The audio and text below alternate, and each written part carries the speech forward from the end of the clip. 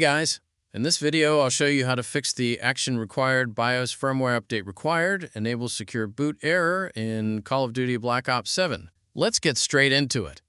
Go to search and type reset this PC. Click on it. Look for advanced startup and click restart now.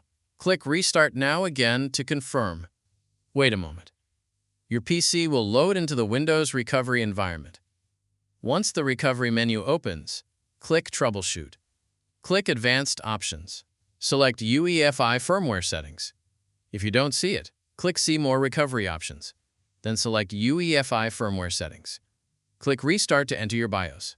You are now inside the BIOS. Important: every BIOS looks different depending on your motherboard brand: Asus, MSI, Gigabyte, Dell, HP, Lenovo, etc. But the option is always in a similar place. Do the following. Navigate to the Security, Boot, or Authentication tab, depends on your BIOS. Look for Secure Boot. Change it to Enabled.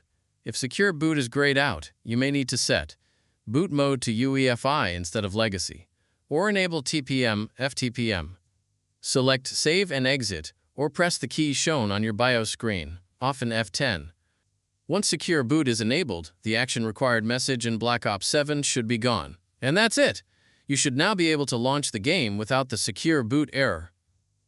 If this video helped you, make sure to like, subscribe, and leave a comment if you have questions. Thanks for watching.